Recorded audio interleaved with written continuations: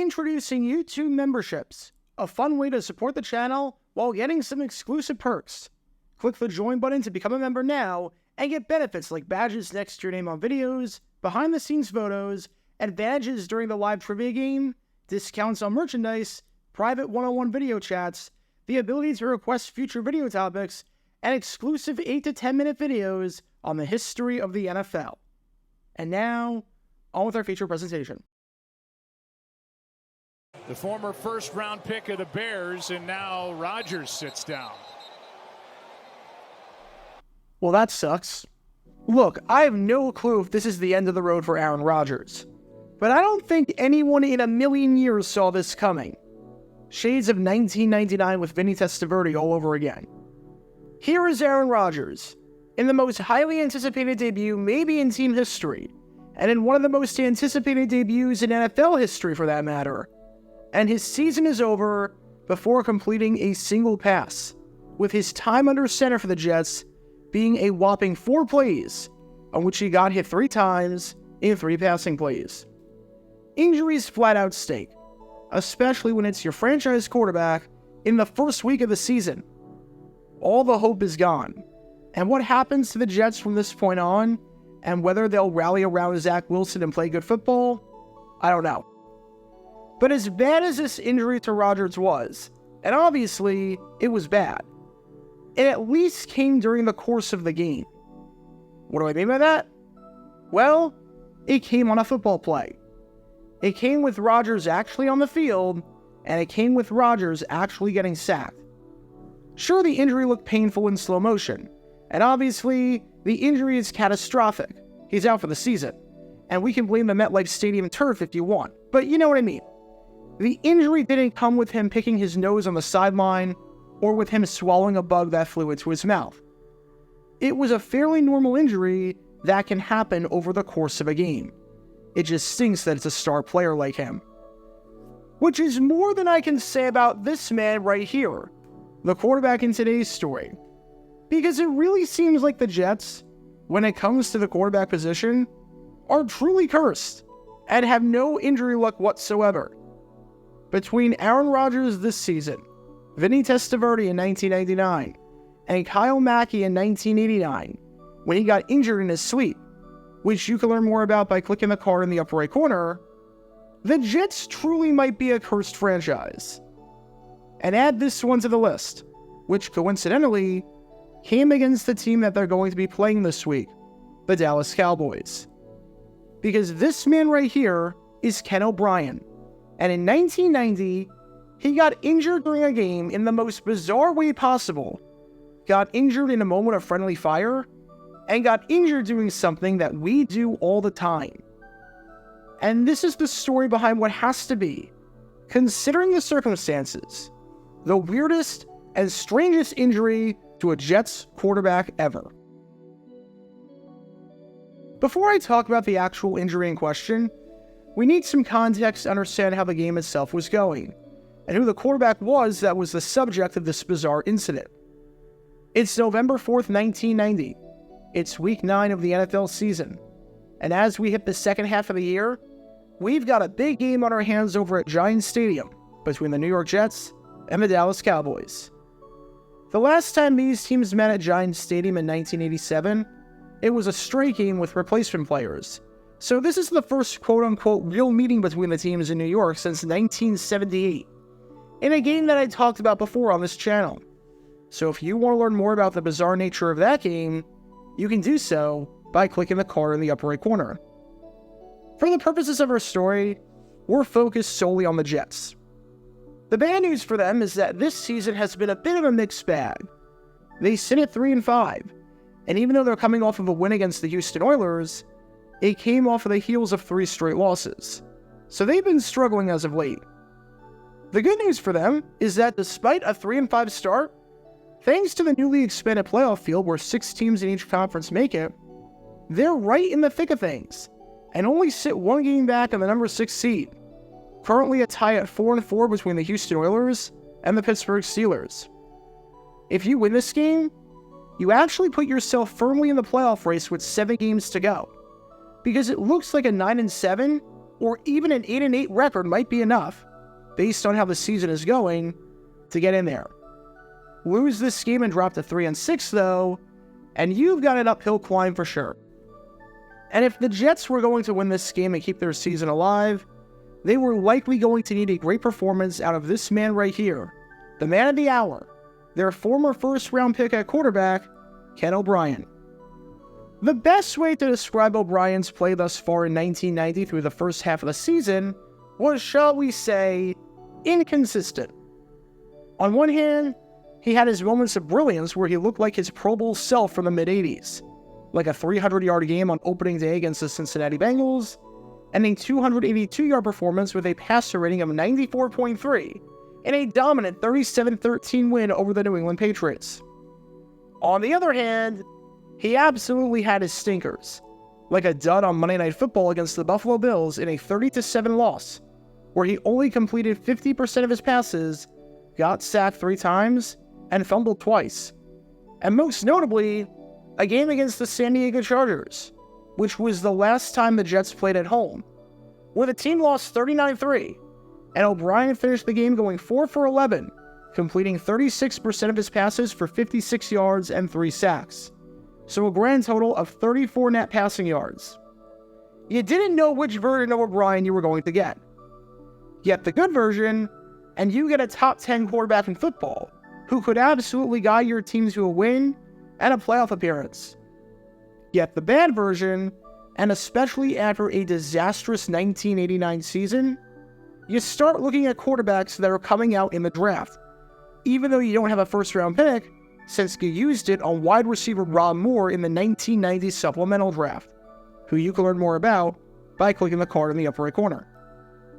As for how this game was going, well, like I said, there were good games and there were bad games for O'Brien, and this was looking like his worst. By the time this game ended, everything about O'Brien's stat line was ugly with a capital U, as just about the only thing he did well this game was not turn the ball over. He finished the game going just 8 for 23, completing a mere 34% of his passes. 2 out of 3 ain't bad when it comes to Meatloaf, but when it comes to the percentage of passes you throw that hit the ground, yeah, that's abysmal. He had just 87 yards passing and had a passer rating of 46.8, which was by far his lowest rating of the season up until that point. Combine the 16 yards lost on sacks, and O'Brien only had 71 net passing yards on the day, despite playing the entire contest. Just how bad was this game for O'Brien? Up until that point, O'Brien had played in 91 games, with the vast majority of them being starts. This completion percentage of barely 34% was the worst of his entire career. Seriously, it was that bad. He played about as bad as a quarterback can play without turning the ball over. However, despite all of that, and despite the absolutely atrocious performance by O'Brien, by this point in the fourth quarter, the Jets found themselves up 10-9. The defense was playing well, holding the Cowboys and their vaunted running game led by first-round pick and eventual Hall of Famer Emmitt Smith to under 4 yards a carry, and they were pressuring second-year man and eventual Hall of Famer Troy Aikman, forcing him to get sacked 3 times and to throw 2 interceptions. The defense was 100% doing its job. They hadn't allowed a touchdown yet. If you're the Jets here, and you can go on a long sustained drive that chews up clock and results in a touchdown, you can come awfully close to winning this game. And with the Jets starting at their own 35-yard line thanks to a kickoff that goes harmlessly out of bounds, it seems like they're doing just that. A run to Freeman McNeil in the first play gets things started in a positive way. It gets the Jets close enough to the sticks, where on third down, Ken O'Brien can just sneak it up the middle and keep it himself for the first down. The last thing you wanted with good starting field position, and your defense having allowed points on their previous drive, was to go 3 and out. And they avoided that. With the new set of downs, the Jets stay ahead of schedule when O'Brien hits a wide-open Al Toon to make it second and medium. When third down rolls around, O'Brien, in one of the latest draw plays of all time, completely fools everyone by giving it to Freeman McNeil, who takes it into Cowboy territory down to the 34-yard line. It's an incredible play, and as a side note, if you want to learn more about the man running the ball on this one, Freeman McNeil, you can do so by clicking the card in the upper right corner. Tack on a free 15 yards a few plays later, after a frustrated Jim Jeffcoat spears O'Brien in one of the most blatant roughing the passer penalties you'll see, and the Jets are in the red zone. Side note, Jeffcoat had a rather interesting game between this penalty and fighting Jets head coach Bruce Coslet in the tunnel at halftime. But that's a story for another time. O'Brien is banged up after this play, but after missing one play to get looked at, he comes back in the game, and on third down, hits Chris Burkett for his longest throw of the day, picking up 19 yards and a first down, and getting the Jets down by the goal line. It was a rough game for O'Brien. That goes without saying. But after that hit, to come back out there and deliver an all-important throw like that on third down just showed off his guts and resilience. 2 plays later, running back Brad Baxter is able to just walk it into the end zone to put the Jets up 16-9 with an upcoming chip shot extra point by Pat Leahy, who you can learn more about by clicking the card in the upper right corner, making it 17-9. And at this point, the Jets are fired up, and understandably so. Barring anything crazy, the game is pretty much over. A 17-9 game is a 2-possession contest under the scoring rules back in 1990, seeing as the 2-point conversion did not exist. They were going to win this game, and after a long day offensively, they finally got into the end zone for the first time today on offense, seeing as the other touchdown was on a 98-yard punt return by Terrence Mathis, which at the time was tied for the longest punt return touchdown in NFL history. So what do you do if you do something good and you want to celebrate? Like most people with buddies and whatnot, you give a high five. If you've never given a high five before, I don't know what planet you're living on. And when O'Brien walked off the field after engineering that incredible touchdown drive with backup defensive tackle Emmanuel McNeil on the sideline, McNeil gave O'Brien a high five. And amazingly enough, I'm sure you might be able to see where this one is going. Because the thing with the high five is that it's all about timing. Usually it's second nature, but the goal is for the palms to sync up with each other, and not for the thumb of someone to sync up with the palm of another. And the thing with the high five is that you usually do it with your dominant hand, which is important for anyone, but especially a quarterback, since they need their hand to throw the football. So when you combine all of that with a pretty violent high five, seeing as you put power in that thing, and seeing as there was understandable excitement after basically winning the game, in an absolutely crazy turn of events, McNeil injured Ken O'Brien and gave him a sprained thumb, all because of a high five. Now, part of the problem was that there was a giant miscommunication, where O'Brien didn't realize that McNeil was going to give him a high five, which seems like an important part of the high five. Said O'Brien, "I wasn't going to do anything because my left shoulder was bothering me." But he walked up, my hand was out, he thought I was looking, and just cracked it. He didn't mean anything by it. He just hit me straight on the thumb. O'Brien continued, saying, "I had hurt my left shoulder, so he couldn't high-five my left hand. My right hand was hanging down, and he just came by and hit it." And the injury was bad enough at the time that not only was his thumb sprained, but his thumb was wrapped up in a cast. Not only did the Jets now have a quarterback who wasn't throwing the ball well as it was, but now they had a quarterback who got a sprained thumb in his throwing hand because his teammate gave him a high five. Because of course something like this would happen to the Jets. McNeil felt understandably terrible about the whole thing, saying, "If you stand around and watch games as much as I have this year, you have to get excited like a fan to stay in the game. We do it all the time. I give him 5 all the time. It just happened I hit him in the right spot. I knew he was in pain because I went checking on him. When we smack hands, I knew right away.